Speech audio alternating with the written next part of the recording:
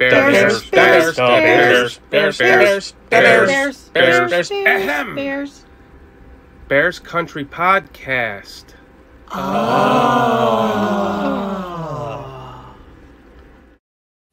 Viewers beware, you are now in Bears Country. I have some stuff that I need to get off my chest right now. There's been a lot of garbage going around on the internet about Justin Fields overthrowing N'Keal Harry. And I'm just flabbergasted by this. I don't understand why everyone's so up in arms. It doesn't make any sense to me. It's training camp. We're undefeated. This is the time to do these things. He also has a new receiver on his roster that's the biggest receiver on his roster, probably the biggest receiver he's thrown to in the NFL. He has to learn how to adjust to throw those passes to him. Give the man a freaking break. I'm not going to sit here and ramble by myself. I have a good buddy of mine. His name is Ian Bruce Lee. I'm going to bring him on. You're going to love this guy. We're going to talk about this. We both know what training camp means. We both know what's going on with this pass. We need to put this to rest to make everyone feel a little bit better about what's going on in training camp, especially when it comes to Justin Fields. So let me bring him in. Ian, how you doing, buddy? Hey, Shorty. I'm doing well. How about you, man? I'm excellent, man. Thank you very much for joining me. Ian and I have known each other for a long, long time. He's one of my Bears buddies, and we both grew up in Illinois together, same area. We both worked together for many, many years, and it ends up that he lives down here by me as well in Georgia. So I brought him on because I needed someone to talk about this in an emergency situation, because everyone is freaking out about this pass that Justin Fields just threw in training camp to a wide receiver that they acquired a week ago for a 7th-round pick 2 years from now, who's the biggest receiver he's probably thrown to on the team so far, and he's just trying to make the adjustment. I can't understand why people are having a cow about this, and I want to let everyone know it's okay. We're undefeated. What do you think, Ian? Here's the thing, Shorty. He threw a great pass to the back corner of the end zone. Now, in the video, the receiver slowed down. He wasn't covered, and he wasn't in the back corner of the end zone. Right. And he's a big receiver. That's a DJ Metcalf type play. Mm-hmm. Now, when you are covered, you're going to go to that spot. Drag your feet. It's the only place that it's either a touchdown or an incompletion. And that's a great throw in my book, other than a risky throw that could be underthrown and could be fumbled or picked off or anything. It's a perfect throw. And if you watch it, it lands just outside that back pylon. And that's my thing. It's a learning curve, but it's a great throw. Yeah, it was a perfect throw, but it was a little bit outside. Like, had the ball been inside of the end zone, it would have been right to the corner of the end zone where he should have been. But there was nobody covering him. Exactly. So we don't know if he ran the wrong route, right? Do we, Ian? That's what I'm saying. We can all just assume he's running the right route on the one of his first practices on the team. It's a back end zone throw, and it was a good throw. It might be overthrown, but I'm glad it wasn't underthrown. Right. I'd rather it be overthrown than underthrown. Absolutely. Underthrown, lots of problems. Overthrown, much better results, because at least it's out of bounds. But I love what you get back under the snap, and then you make another play, or you hit a field goal. And I love what you're saying, Ian, because if the ball was just a little bit more to the left, it would have been at the frickin' corner of the frickin' end zone, right where he should have been. But we can't assume he ran the correct route. No, he doesn't know it, and there's nobody covering him. Exactly. So the second point to this is, was there a rush on him? Exactly. And was there somebody? You don't see Justin Fields in the image. All you see is N'Keal Harry. Shame on me if I didn't do the research to find a view where you could see Justin Fields throwing that pass. But I'm just infuriated by what's going on the internet. Everyone thinking that Justin Fields is a freaking bust. I'm sick of it. No, that's a terrible thought. We've got a new regime. We've got a new offense. We got a new quarterback. This kid can sling the ball, and I hate to say a Randall Cunningham or anything like that, but it took a little while for Randall Cunningham. But the kid can run, but he can throw the ball in spots. Everybody saw him at Ohio State. That's why he was in the mix for the national championship as a quarterback. The kid can throw the ball to college receivers. Now he's got NFL receivers. Yes, now we have NFL defenses coming at us. But he proved that he can stand his own. The kid's big, and he's got a big arm. But I'd rather I think that it was a great throw at for where the ball should have been, where the receiver should have been. It was a little bit outside. But he's probably just trying to show you need to be over there. We're at training camp. Exactly. I love how you compared him to Randall Cunningham, because I think that's a good comparison. I mean, I don't compare him to like Cam Newton. You certainly can't compare him to Russell Wilson, other than his accuracy and his. He's bigger than Russell Wilson. Yes. Faster than Russell Wilson. His accuracy is going to be there because we saw that in college. So, but I just wonder what. I want to see the video of him throwing the ball. Did he have to move to his left, and then he was throwing off balance over to that direction to a new receiver who's a big. I mean, the guy looks like a giant out there in the video that we all see. I'll put a link to the video in the bottom of this video so people can go see it themselves, because I'm not going to go cutting somebody else's clips and putting it on. Somebody took the time to go to training camp to take that video. So I'll put the link to it in the bottom of the description here in the video at the end. My thing is the end zone is 10 yards. He dove at the 5-yard line, and there was still 5 yards to go. Mm-hmm.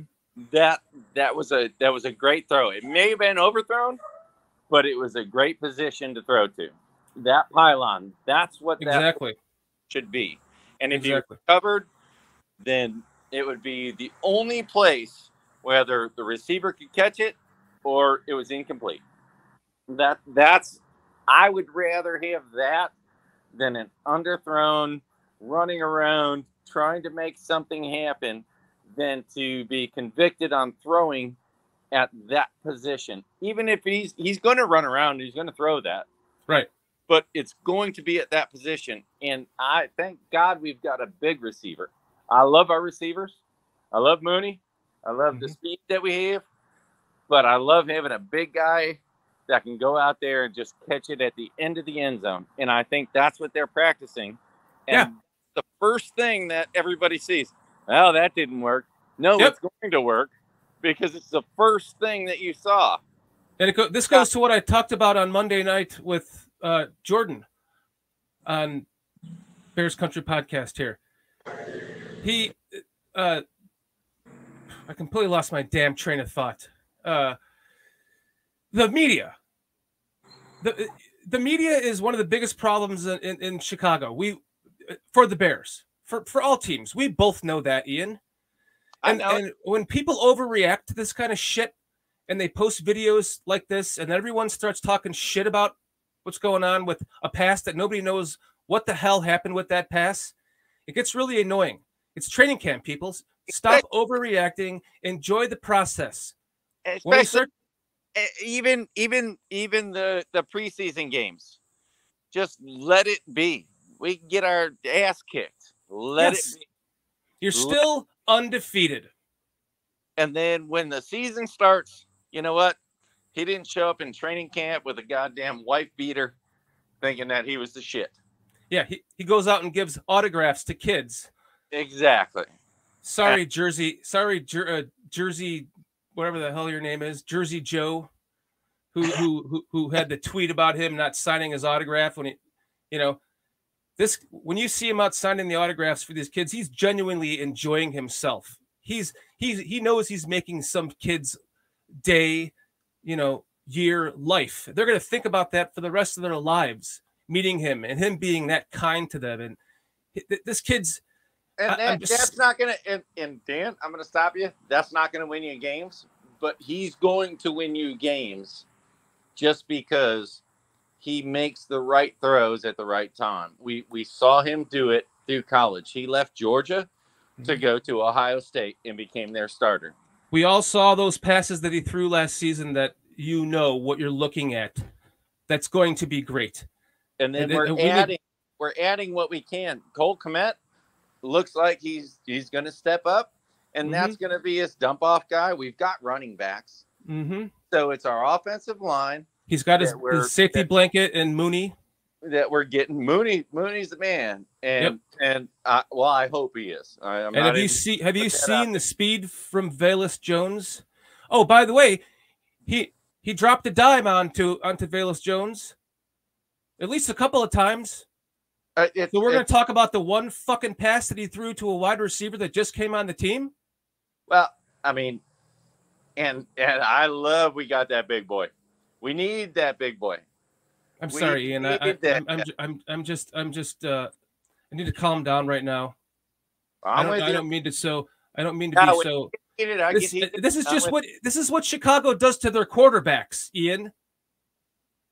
Every time it's so hard for a quarterback to succeed in the NFL because it's the hardest position in all of sports to succeed at. And then we start putting this shit all over the place, and everyone starts talking about it all over the media. I haven't even watched any of the other podcasts, but I guarantee you the mainstream media podcasts are talking all about this. I want it to be put to bed. What everybody has stepped back from is we have a brand new regime in there, and I like it. Yeah. I like Ryan Poles. I do. Me too. I think we're in good hands. I know there's some crazy shit that's happened under his regime. It's people are questioning. I'm not the Tevin Jenkins thing. We won't even talk about that, Ian. I just wanted to get this off my chest with you. This is awesome. I'm glad you came and did this with me. I'm happy that we got this kid that is going to, in my mind, do a sufficient job. And me too. Hopefully excel, but I'm calling a breakout year. I have him at 11-6. I won't back down from it. I've said many times I will make fun of myself for an hour on here if they are less than 11-6. I'll be happy to make fun of myself because you know what? It's good to be optimistic. I'm hoping for 9, but I can't say that we won't come and shock anybody. Yeah, because I know. I mean, realistically, I know 11-6 is pretty optimistic, but that's where I'm at. I'm hoping for 9. I mean, once the season starts, Ian, we're all undefeated right now. When the season starts and everything starts laying itself out, we can start feeling like shit about everything then. But can't we just enjoy ourselves right now? Yes. Can't we just be optimistic? And we have a good schedule. We have a good schedule this year. And we have an extra playoff spot now in the league.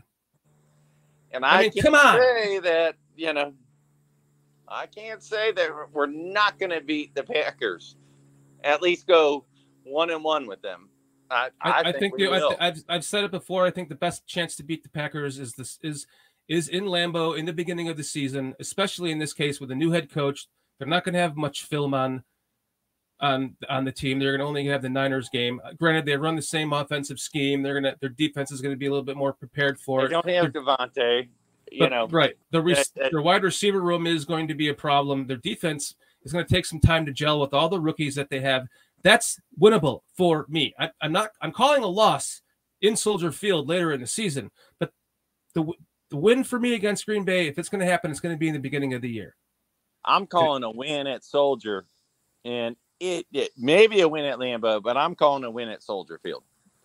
Listen, Ian, we're getting off subject. I love you, bro. Thank you for coming on here with me. Ian, I'm trying to get you to do a pregame podcast with me every Sunday, Monday, if you're available, Thursday, if you're available, but at least every Sunday, if you can. I'm with you. All right. Well, look forward to that because Ian is a lot of fun. I mean, you heard him right now.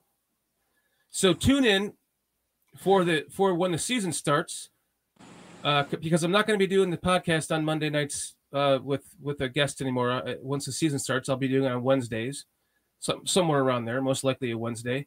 But I will be doing a pregame with Ian. You just heard it, everyone. He just confirmed it. I did. At least as much as we can. I've also got some other special things planned for pregames. I'm thinking about going to a Portillo's, Ian. Doing a pregame at a Portillo's. I think that would be when I'm home in September for like an entire month. So, Ian, thank you very much for coming on with me. I really, really appreciate it. I love you, brother. Shorty, I love you too, and always available. And thank you, everyone, for watching this video. I hope that I put some sense into everyone's minds and gave them a little peace of mind here, because we have to put things into perspective. Thank you everyone, for watching. And Ian, you don't know this yet, but to end the podcast, we go Bears. So ready? 1, 2, 3, Bears. Bears.